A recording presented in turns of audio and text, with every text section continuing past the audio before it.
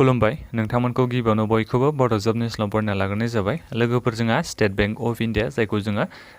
SBI होननानै बुङो short फर्माव दा बिनिफ्राय जोंहा साख्रि ओंखारना फैदों लोगोफोर दा नोंथांमोना बिनिखायनो बयबो जोबजासिम नायबोनो जाबाय नोंथांमोनाथ' थाम्बनेलाव नायनानै बयबो मिथिखाबाय जानांगौ जोंहा साख्रिनि भेकेन्सिया 6100 दङ होमबाथ' नोंथांमोना मिथिखाबाय जोंहा गोबां बुरजा बे SBI निफ्राय रिक्रुटमेन्टआ ओंखारना फैदों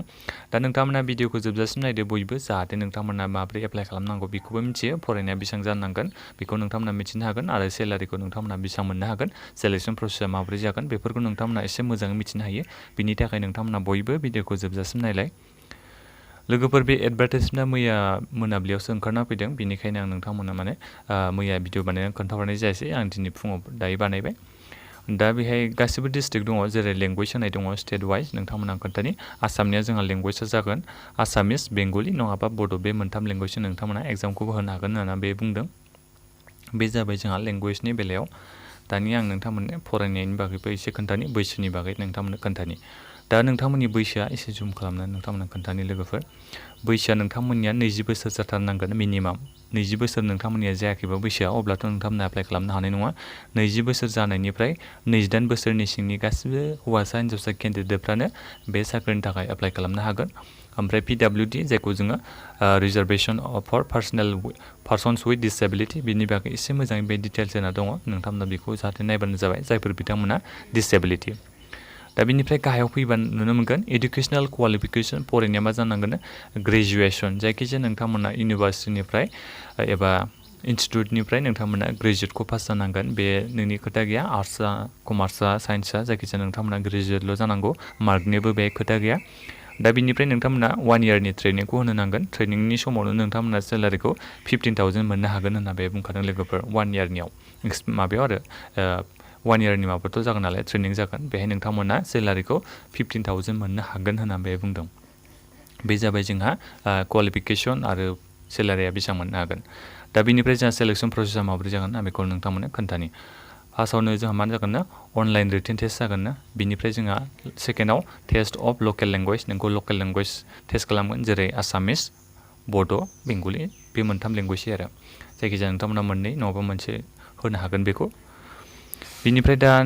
अनलाइन टेस्टआव माबोरै जागोन बेखौ नोंथांमोननो खोन्थानि साबजेक्टआ मा होनो जेनेरेल फाइनान्सियेल एवारनेस बेनि थाखाय दङ साबजेक्टआ बे ओमफ्राय गासै कुइसना 25था थागोन मार्कआबो 25था जेनेरेल इंलिश बिनि थाखायबो 25था कुइसन दङ 25 मार्क दङ क्वान्टिटेटिभ एप्टिट्युड बिनि थाखायबो दङ 25 मार्क्स 25 कुइसन ओमफ्राय रेसनिं एबिलिटि एन्ड कम्पिउटार एप्टिट्युड बिनि थाखायबो 25था कुइसन थागोन गासै बे मार्कआबो 25 थागोन दा एग्जामा जोंहा गासै 100 मार्क्सनि थाखाय जागोन ओमफ्राय कुइसनाबो गासै 100था फैगोन दा नोंथांमोना बे साबजेक्ट मोनब्रैखौनो फरायनांगोन अनलाइन रिटेन टेस्टनि थाखाय बे जाबाय जोंहा बे अनलाइननि जागोन नालाय अबजेक्टिभ टाइप जागोन नोंथांमोनाथ' बेखौ बयबो मिथिगौ MCQ होनो जायखौ जोङो सर्ट फर्माव बिनिफ्राय लकेल टेस्ट बिनि आरो बे मोननै सेलेक्सननि प्रसेसैनो जोंहा माबाया जागोन आरो सेलेक्सन प्रसेसआ दा बेखौ नोंथांमोना मिथिनो हाबाय दा एग्जामा जोंना बबे जागोन आं बेखौ नोंथांमोननो खोन्थानि आसामनिया जोंहा डिब्रुगड़ गुवाहाटी जरहाट सिलचर तेजपुर बे मोनबा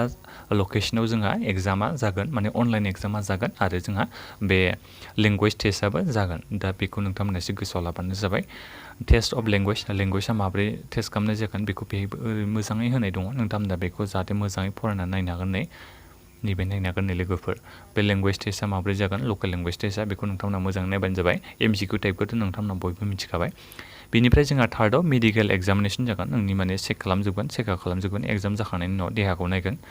माबाफोर प्रब्लेम गैगोन गैया बेखौ नायगोन आरो मेडिकेल एग्जामिनेसनसो जाखायो दानि साख्रिफोरा नोंथांमोना बेखौ जाहाथे बयबो नायो बेनिफ्राय जोंहा लोगोफोर एप्लाइ खालामनाय समाव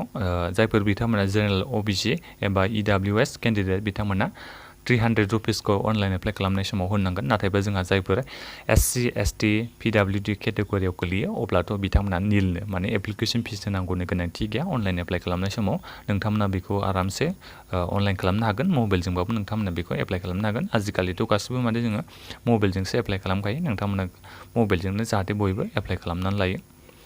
दा बे माबोरै खालामनांगौनो एप्लाइखौ बे होनाय दङ जोंहा एप्लाइआ दिनैनिफ्राय स्टार्ट जागोन लोगोफोरनि 11 AM निफ्राय दा 11टानिफ्राय जोंहा अनलाइन एप्लाइआ स्टार्ट जासिगोन दा एप्लाइ अनलाइन लिंकखौ नोंथांमोना भिडिअनि डिसक्रिपसनाव मोननो हागोन दा 11टा जानाय लोगो लोगो नोंथांमोना जाहाथे बयबो एप्लाइ खालामो दा एप्लाइनि लास्ट डेटआ जाहैबाय 26 जानुवारि खालि लोगोफोर जोंहा